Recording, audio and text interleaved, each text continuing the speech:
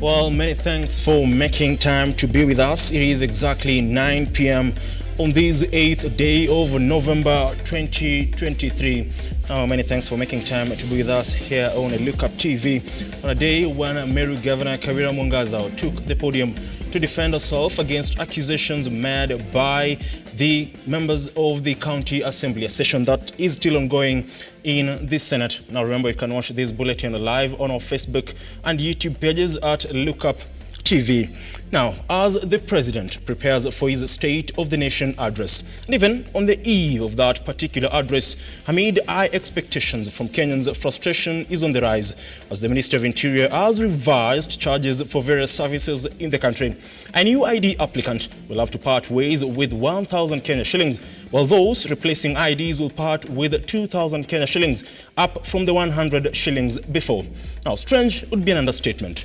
And behold, those who want to legalize their marriage through the Attorney General's office will now have to part with 45,000 shillings more after that fee was revised from 5,000 to 50,000.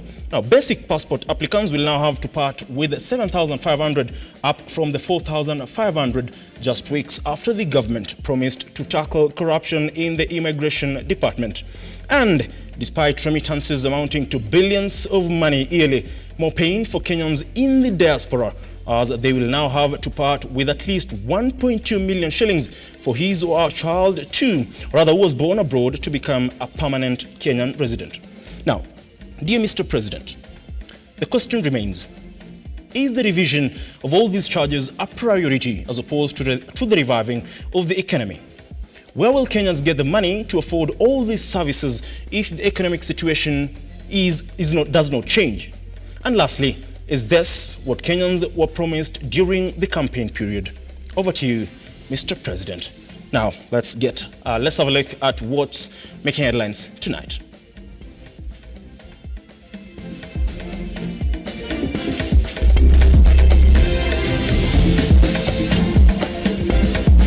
Tonight on The Insight, Meru Governor Mwangaza on the hot seat to clear her name as the impeachment hearing enters the second and final day. Wedding in troubled waters again. The earlier CS Moses Kuria is let off his duty, the better for this administration, Mr. Speaker. A section of senators called for the impeachment of Public Service Cabinet Secretary Moses Kuria over his remarks on Governor Mwangaza's trial. Let them concentrate with the work that he has been given by the president. Do something about this national shame, because it will continue unabated. That is who Moses Kuria is. And more destruction across the country as heavy rains continue to wreak havoc. Now, welcome to the program tonight. I am Ian Keitani, and our sign language interpreter is Philister Adundo. Now, Meru Governor Mwangaza has put up a spirited fight at her impeachment trial as she seeks to defend her seat. Now, during the intense interrogation, the governor at some point was moved to tears as she watched a demeaning video evidence submitted during the proceedings. As John Matava now reports, 4 witnesses were also grilled by lawyers representing Meru County Assembly as the hearing entered its second day. Of the Senate to debate the motion of impeachment, with Governor Mwangaza presenting herself to defend the allegations against her. We've been working together with the members of County Assembly until the last almost 2 months only. The last 2 months? Yes. Are you talking about the month of August and September? August and September. Yes. So it is your evidence that throughout the year, save for the 2 months, you have been in a perfect working relationship with members of County Assembly. Extra perfect relationship working with the members of County Assembly. Governor Mwangaza denied all the 7 charges against her, with lawyers for both sides given the opportunity to scrutinize the witnesses in today's hearing. Being a member of the County Assembly of Meru, you are privy to the political happenings in Meru County. Am I right? Very right. It has been said that the governor of Meru has been unable to work with any of the elected leaders, specifically members of County Assembly. Is that your position? It is not my position. Has the governor been able to work with members of County Assembly of Meru? Exactly after the first impeachment, the governor made peace with majority, if not all, of the members of County Assembly. The charges that face Governor Mwangaza include allegations of misuse of public funds, favoring relatives, degrading and disrespecting other leaders. Is there any indication that you bragged about the fact that you went scot-free? No. You have also used a certain slogan that you are now being accused of using. Kabati, kabati, kaende, kaende. Did you actually use those two slogans in your speech with members of County Assembly present? I used it because it is a slogan for development, the speed of development in Meru. The speed of development in Meru. That is kaende, kaende, kabati, kabati. Just for us to be able to understand, what does this slogan actually mean? What is kabati? What is kaende? Kabati means like accelerating to the fullness of everything, that is highest speed possible. And then kaende is non-stop. That means that the development will be non-stop and at a very high speed. The session will continue next week to pave way for the president's address to the nation tomorrow, with at least 24 senators expected to vote next week to determine the fate of Governor Kawira. John Matava, Lookuptv.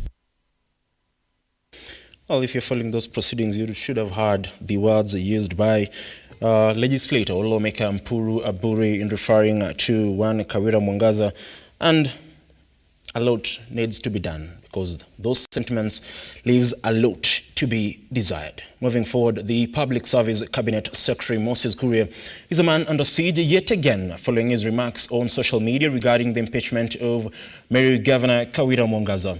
Now, senators led by majority and minority leaders, that is Aaron Cheruiyot and Edwin Sifuna, early Wednesday morning, while referring to him as a national embarrassment, reprimanded the former Getindi South lawmaker, calling for his ouster.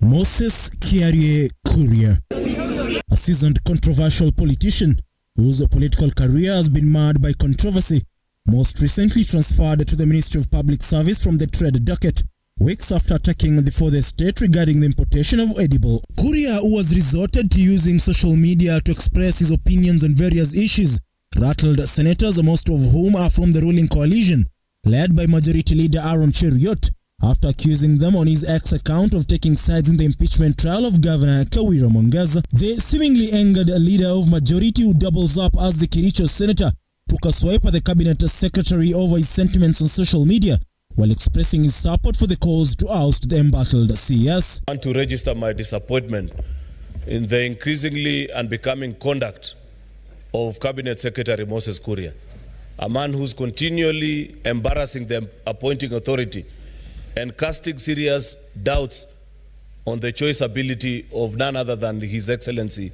the President. Mr. Speaker, sir, that tweet was in bad taste. It paints senators as cheap people who have no cognitive abilities to make interpretation of the matters that are before us. I now agree with members of this House who have brought censure motion before to discuss the conduct of this particular minister, because at every given opportunity, he has done nothing other than embarrass the appointing authority. In fact, it is my submission, Mr. Speaker, that the earlier CS Moses Kuria is let off his duty, the better for this administration, Mr. Speaker. His sentiments were echoed by his Nairobi and Homa Bay counterparts, who questioned Kuria's credibility and suitability in holding the said office. Moses Kuria is an incorrigible national shame. Mr. Speaker, one of the things that I ask myself is just how much embarrassment does the president have capacity to endure? That this particular cabinet secretary, who uses social media to disparage the House, to refer to matters before the House, to speak of the House in a manner that is extremely demeaning, that this particular person be summoned to appear before the House. This comes as Nandi Senator Samson Cherargei also took to his social media accounts to slam Kuria and his Rhodes counterpart Kipchumba Murkomen, with the Senate Speaker Emerson Jeffa Kingi urging the senators to employ the standing orders in trying to censure Kuria. According to Article 152 of the Kenyan Constitution, Only the National Assembly has the power to move a motion to discuss the dismissal of a cabinet secretary and not the Senate, thus the ruling by the Speaker. However, the question remains, with Moses Kuria having played a crucial role in President RUTO clinching power, will he heed to the calls and dismiss Kuria? Or will the National Assembly censure a motion to get the embattled CS out of office? Ian Keitani, Lookuptv. Moses Kuria, a man not scared of controversy. Now, Finance and National Planning Committee now wants the Kenya Revenue Authority to open closed border points, saying that these posts are used to sneak in illegal goods into the country, posing a security threat. Now, in a meeting with the KRA today, the committee argued that opening the border posts will increase the tax base for the country. Oh, does the KRA? In efforts to increase the tax base, KRA has proposed plans that will aid them collect more revenue at the border points. The same approach is adopted. And you find that for us to operate in the system I have explained, there are systems that have been put in place. First, at the OSBPs, or point of entries, we have committees. That is the border management committees.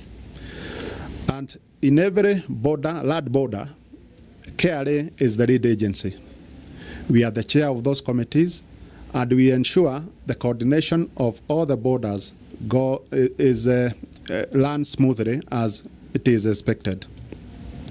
When it comes now to the national level, we have the border control and operation coordinating committee. The Finance and National Planning Committee now wants KRA to open border points, arguing that the posts are used to sneak in illegal items in the country. Cartels, very powerful cartels, nobody knows, they're invisible.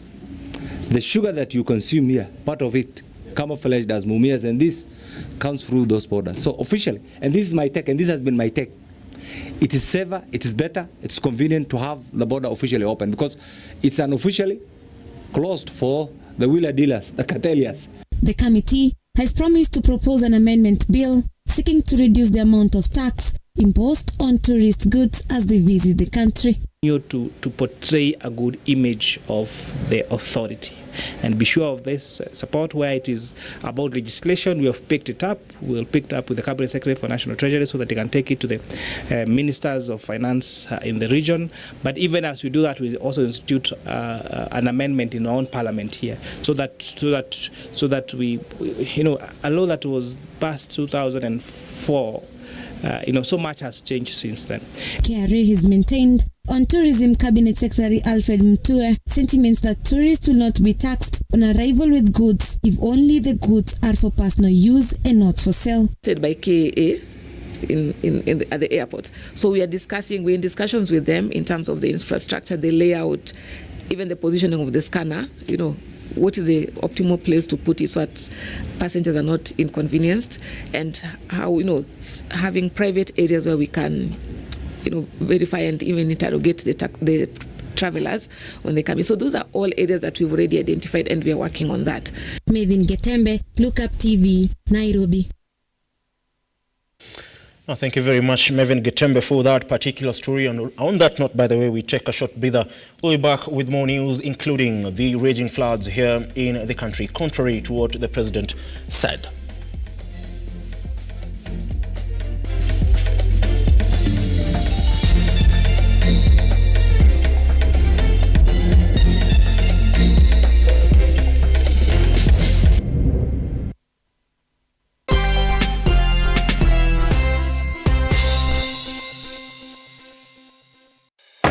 Introducing the Kenya Trade Fair Fusion Sales Drive event in the heart of Nairobi at the Kenya National Archives. It's not just an event, it's sales generation with a remarkable return on investment.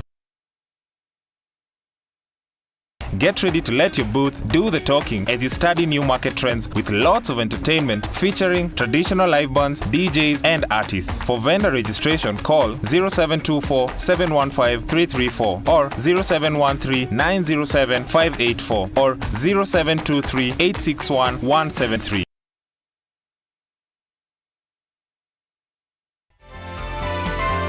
Infinity Industrial Park is one of the largest private industrial parks located along Eastern Bypass, Nairobi, which provides modern infrastructure for smooth operations for industries and business enterprises. Infinity Industrial Park offers world-class amenities and facilities with wide roads, a police station, a power substation, fire station, public transport stage, hospital, and shopping mall. In addition, Infinity Industrial Park also offers CCTV cameras, 24-hour private armed security patrol, sewer, water, fiber optic cable, and 3-phase power connection, added to public utility, canteen, and dining areas. Sail on the golden opportunity to invest in Infinity Industrial Park fully serviced warehouses at a special price of 3,569 Kenyan shillings per square foot. For more inquiries, visit our website infinityindustrialpark.com.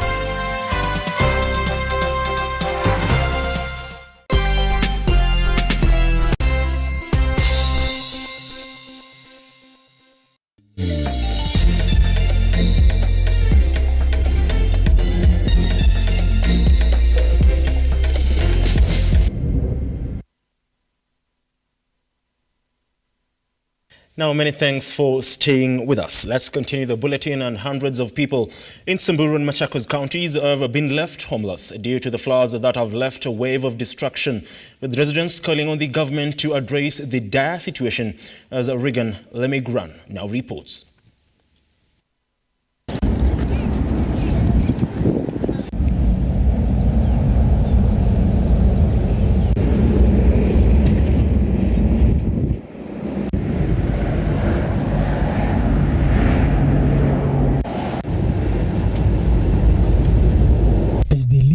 Continue to wreak havoc across the country. Residents of Larata village in Samburu were rendered homeless. Their homes submerged and their livestock swept away after raging floods in the area.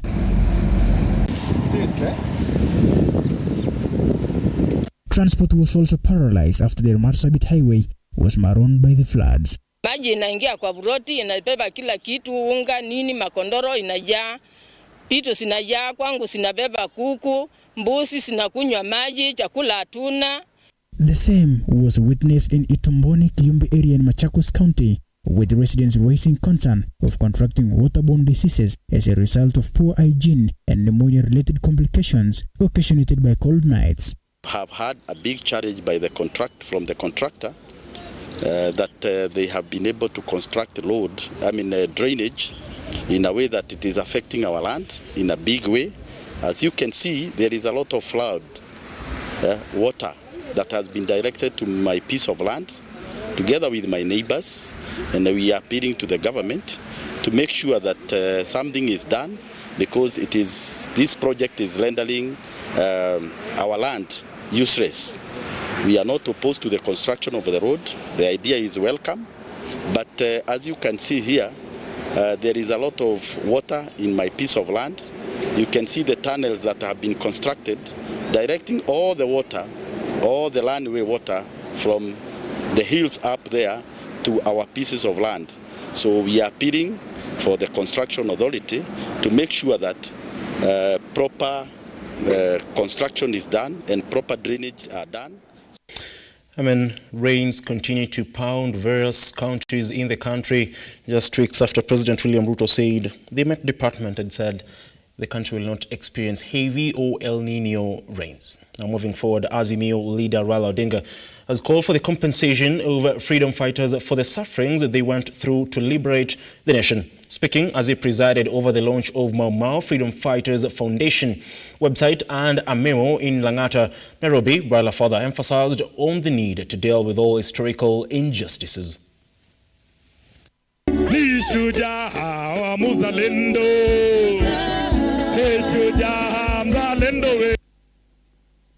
We're dealing with the Mau Mau armed struggle,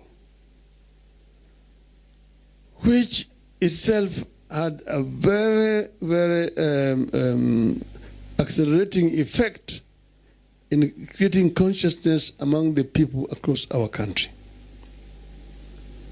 Because from Mzungu, you are not a Kikuyu, you are not a Muluhia, a Jaluo, a Mkamba, you are just a bloody African. Kafia, very bloody African. So Waafrika wakaungana pamoja. Kwanza Mau, pili sasa kwa hii nationalist movement ya ambayo sasa imeleta watu wote pamoja, wakaunga mkono. Kwanza kuliundwa mkono kule Kirigiti Kiambu walienda because after 1952 when cow was banned, Africans were not allowed to hold any national party. So this matter was raised with him, and I was happy that Mr. RUTO raised it in his speech that day, and it's an ongoing conversation. Paul Mwita suggested a bipartisan approach of opposition and the government. But this must be an inclusive process that deals with all historical injustices and ensure that justice is done and that this matter is finally put to rest permanently.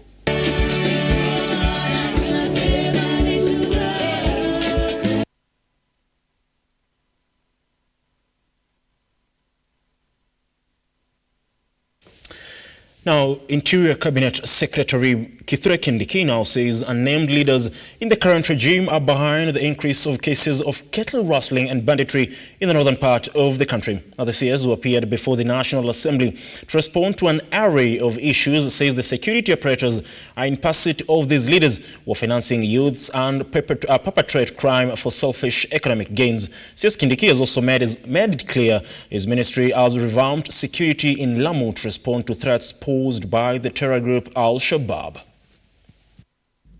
I am afraid that we will have to prosecute a number of people, including high-ranking people in Kenyan society. No amount of noise, politicization, ethnicization, or any other maneuver will distract us from securing Kenya from people whose business and trade is in the blood of the people of Kenya.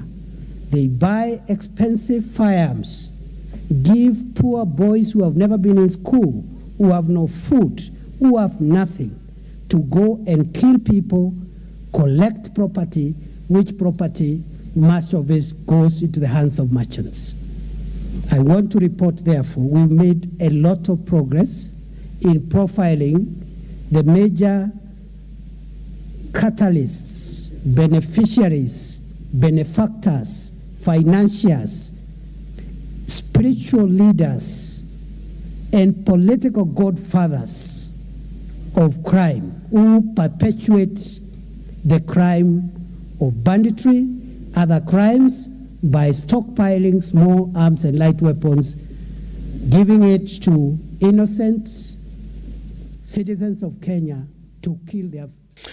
Now, Pumwani Maternity Hospital is set to launch the Pumwani Mashinani initiative in line with the government's agenda of achieving universal health care for all.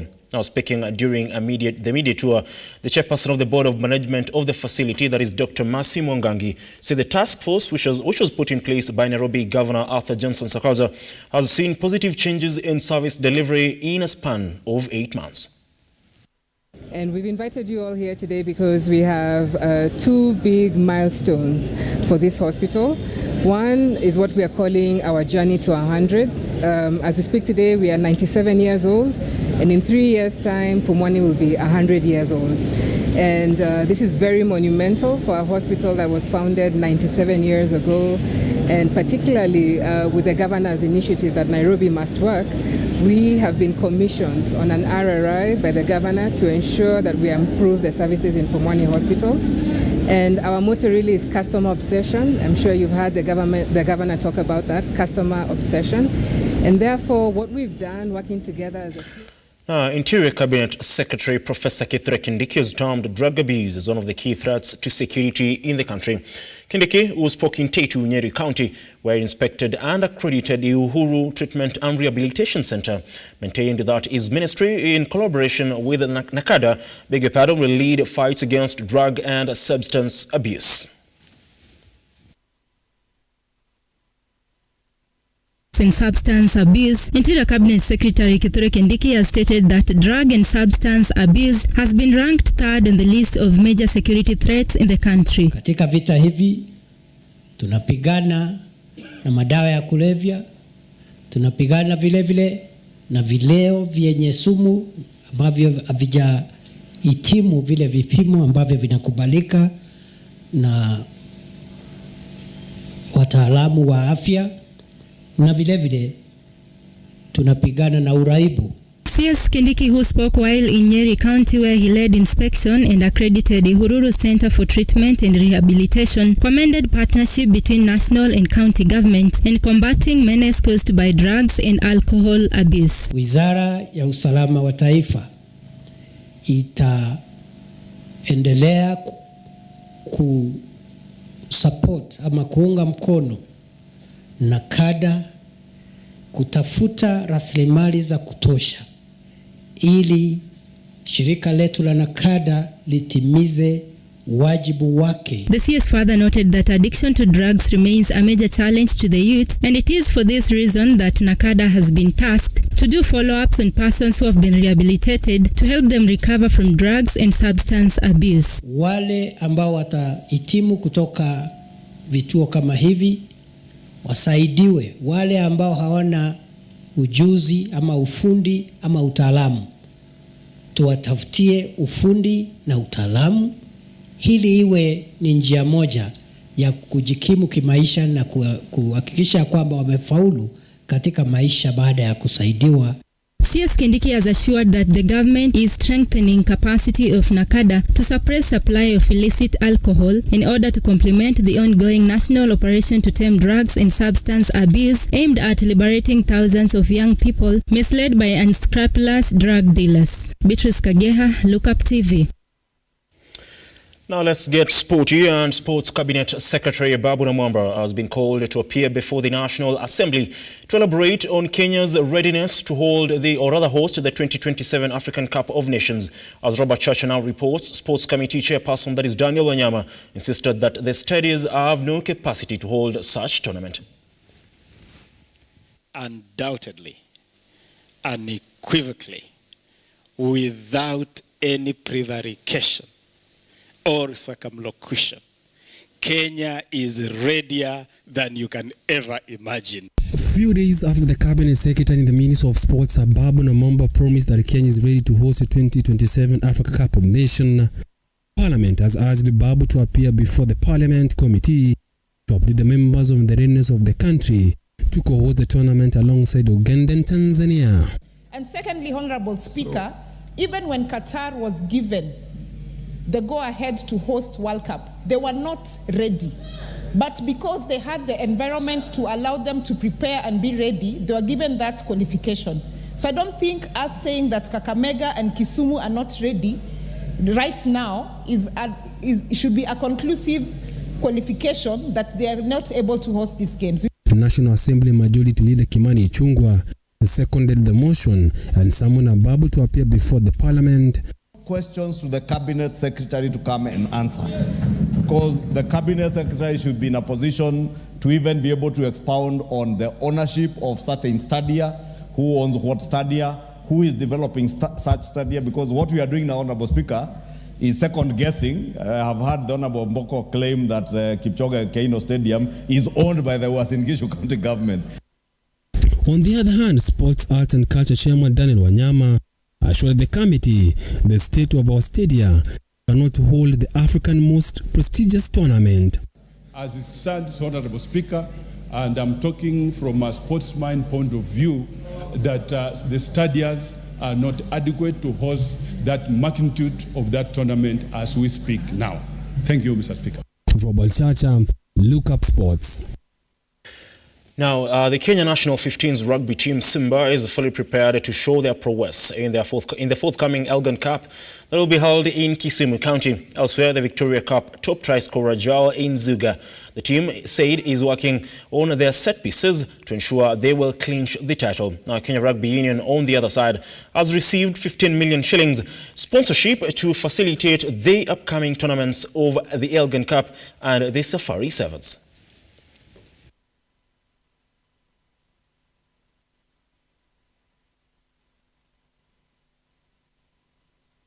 This is just the first of a long now running relationship. We want to revive it. It's already revived now.